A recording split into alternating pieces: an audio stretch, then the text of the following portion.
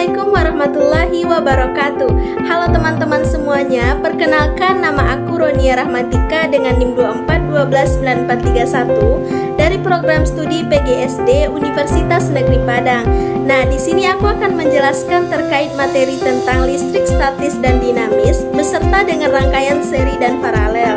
Nah, tugas ini bertujuan untuk melengkapi salah satu tugas mata kuliah dasar-dasar fisika SD dengan dosen pengampu Ibu Umiatul Fitri SPD MPD. Nah, sebelum aku menjelaskan materi terkait listrik statis dan dinamis, teman-teman udah ada yang tahu belum apa sih listrik dinamis itu? Apa juga listrik statis itu? Nah, kalau teman-teman belum tahu, mari kita sama-sama memahami listrik. Oke, baik teman-teman, yang pertama kita akan membahas tentang listrik statis. Nah, apa sih listrik statis itu? Listrik statis itu terjadi akibat perpindahan muatan listrik pada suatu benda tanpa mengalir. Contohnya, sisir yang digosokkan ke rambut dapat menarik partikel kertas kecil karena adanya perbedaan muatan listrik. Selanjutnya ada beberapa peristiwa pada listrik statis. Yang pertama ada seperti fenomena petir. Selanjutnya ada rasa kesentrum saat kita menyentuh benda-benda yang terbuat dari logam, dan rambut yang berdiri ketika kita gosokkan ke balon ataupun penggaris. Nah, selanjutnya ada beberapa permasalahan yang terjadi pada listrik statis. Nah, permasalahan pada listrik statis ini terjadi karena muatan listrik menumpuk pada suatu benda dan berpindah saat perbedaan muatan.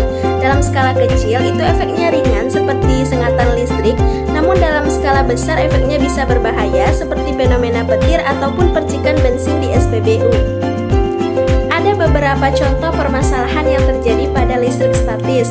Nah, yang pertama, tersengat listrik saat menyentuh benda. Misalnya, saat menyentuh ganggang pintu yang terbuat dari logam setelah berjalan di karpet. Itu terjadi karena adanya perpindahan muatan dari tubuh ke benda ataupun sebaliknya dari benda ke tubuh. Yang kedua, ada rambut berdiri. Misalnya, rambut akan berdiri ketika kita dekatkan dengan balon yang digosokkan ke pakaian. Nah, itu terjadi karena adanya gaya tarik antara rambut dengan balon yang bermuatan. Oke, selanjutnya kita masuk pada listrik dinamis. Nah, listrik dinamis ini merupakan aliran muatan listrik dalam rangkaian yang tertutup. Nah, arus listrik mengalir dari potensial yang tinggi ke potensial yang rendah. Nah, ini dapat kita rumuskan dengan I sama dengan Q per T, di mana I merupakan arus listrik, Q adalah muatan, dan T adalah waktu. Nah, selanjutnya ada beberapa peristiwa yang terjadi pada listrik dinamis. Contohnya seperti barang-barang elektronik yang menyala ketika kita hubungkan ke arus listrik PLN ataupun ke baterai. Nah, selanjutnya di sini ada permasalahan yang terjadi pada listrik dinamis.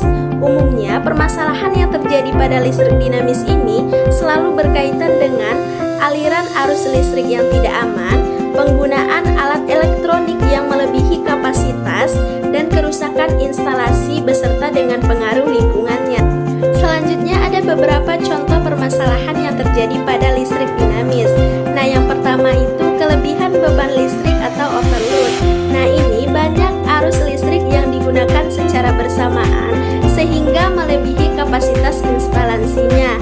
Dampaknya dapat menyebabkan panas pada kabel, MCB turun, dan resiko kebakaran yang tinggi. Yang kedua, kebocoran arus listrik, di mana listrik mengalir tidak pada jalur yang seharusnya, misalnya ke tubuh manusia atau ke dalam tanah. Dampaknya dapat menyebabkan sengatan listrik dan peralatan menjadi rusak. Oke, next, selanjutnya kita masuk pada materi rangkaian listrik. Nah, di sini teman-teman udah ada yang tahu belum apa saja sih rangkaian listrik itu? Benar sekali, rangkaian listrik itu ada dua. Yang pertama rangkaian seri dan yang kedua rangkaian paralel.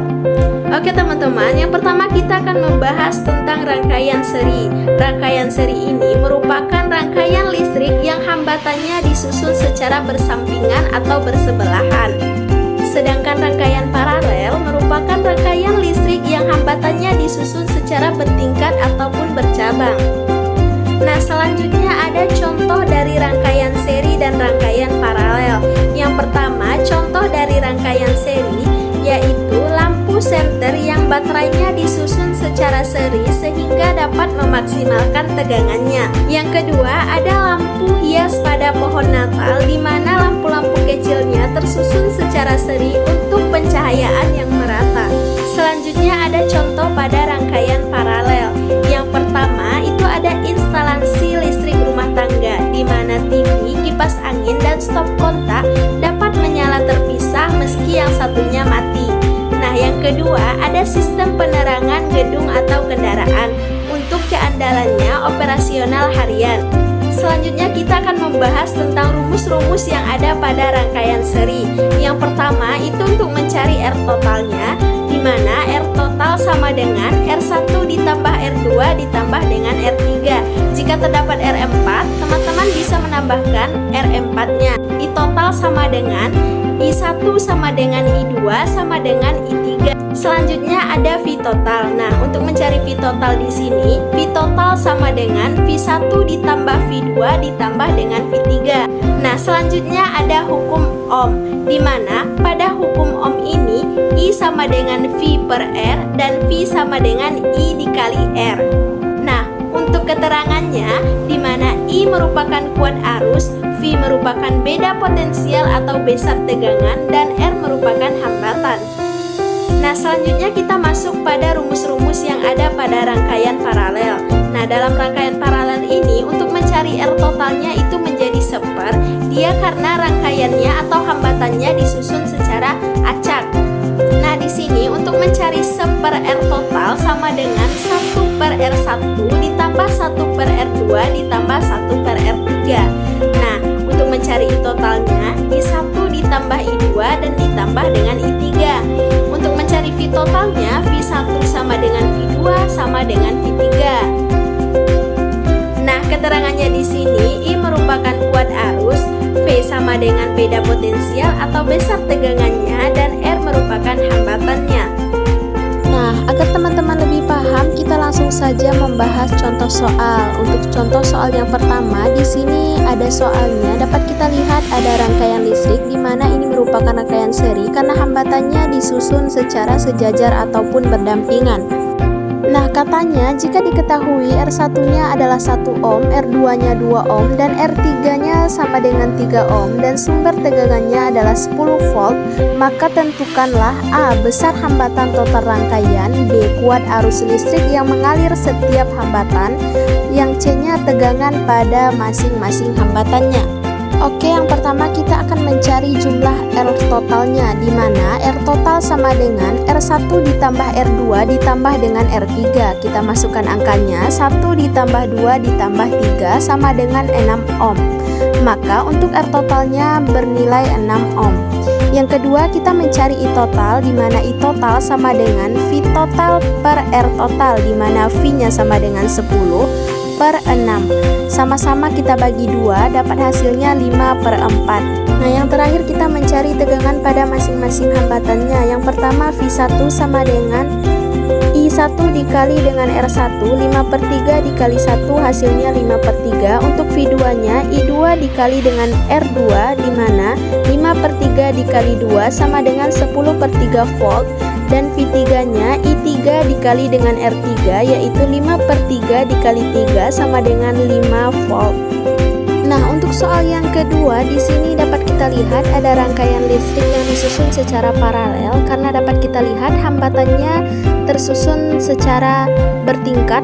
Nah, itu merupakan rangkaian listrik paralel. Nah, di sini katanya tentukanlah besarnya kuat arus yang mengalir pada rangkaian tersebut. Nah, untuk yang diketahui R1-nya sama dengan 5 ohm, R2-nya 10 ohm, R3-nya 5 ohm, dan untuk V-nya sama dengan 24 volt. Nah, yang pertama kita mencari R totalnya, di mana 1 per R total sama dengan 1 per 5 ditambah 1 per 10 ditambah 1 per 5.